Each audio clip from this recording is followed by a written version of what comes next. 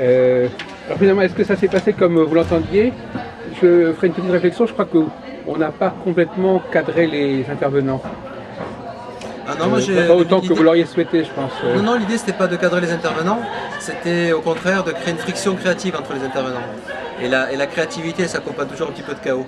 Donc, non, mais vous n'auriez pas voulu peut-être un peu plus intervenir dans les propos des uns ou des autres pour poser vous-même vos questions Oh ben je pense que ça s'est passé de manière assez fluide et assez juste. Alors bon, je dis pas que c'était donc parfait. vous avez laissé faire. Oui, je dis pas que c'était parfait, mais je me sens apaisé, heureux de ce qui s'est passé, satisfait.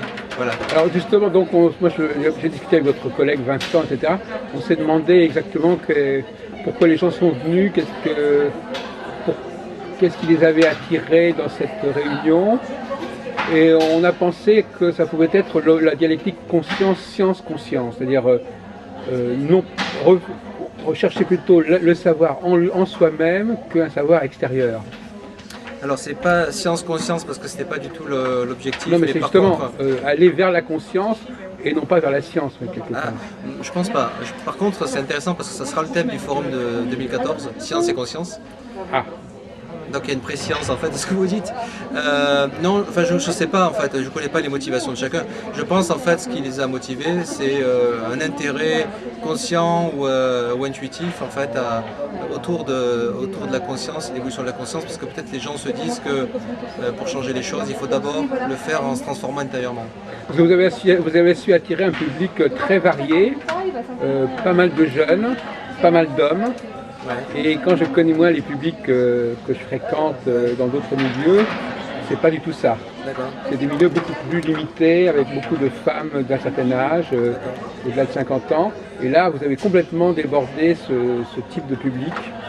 Et donc, on se demandait qu'est-ce qui faisait que beaucoup de jeunes et beaucoup d'hommes sont venus à des disciplines où souvent on est entre femmes, enfin, des femmes d'un certain âge. Il y avait aussi beaucoup de femmes, hein. C'était assez équilibré. Oui, mais pas toujours, pas des femmes jeunes parfois. Ah oui, des femmes en dessous de 50 ans, il y avait beaucoup de femmes en dessous de 50 ans. Alors, on avait Barbara Maxbar sur scène qui en avait 84. Donc, oui, non, mais je pense qu'en fait un évolutionnaire, une évolutionnaire, c'est quelqu'un qui appartient à toutes les catégories socio-professionnelles et à tous les âges. Oui. Et je pense que c'est une graine en fait, ou une maturité, ou un sens qu'on découvre à un moment donné. Est-ce qu'il y avait la même composition de public l'année dernière, à votre avis? Vous l'avez pas vérifié? Je sais pas, on n'a pas fait d'analyse sociologique en fait, du public. Je pense qu'en fait, en tout cas, les motivations étaient probablement les mêmes. Probablement en fait de vouloir se transformer intérieurement pour changer le monde.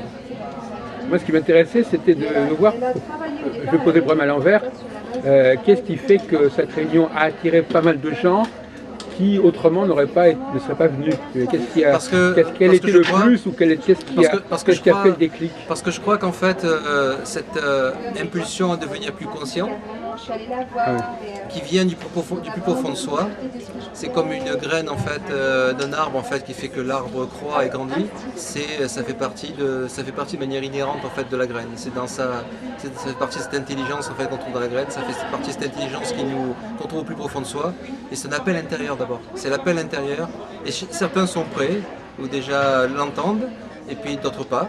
Et pour ceux qui l'entendent, en fait, on a voulu créer ce forum justement pour qu'ils se rassemblent. Alors donc 2014, en quelques mots, ça sera quoi alors finalement, science, conscience?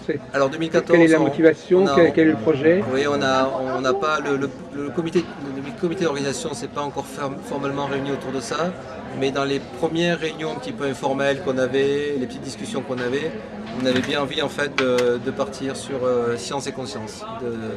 D'inviter des gens comme Trichin Khan, d'inviter peut-être des Hubert Reeves, d'inviter en fait aussi des poètes en fait, donc peut-être des Paulo Coelho.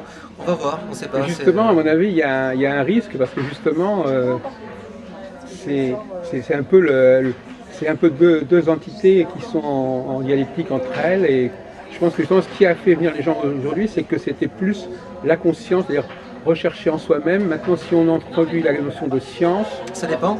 Ça dépend, puisque ça dépend à qui vous parlez. Par exemple, il y a une biologiste évolutionnaire qui s'appelle Elisabeth Sahtouris, qui est absolument extraordinaire. Vous avez Tri Chun Tuan, en fait, qui est un astrophysicien profondément spirituel et qui nous parle du Big Bang comme étant en fait l'émergence du divin. Donc il faut aller juste trouver les gens qui ont une vision évolutionnaire en fait dans le domaine de la science, comme dans tous les domaines. Voilà. D'accord, merci beaucoup. Merci.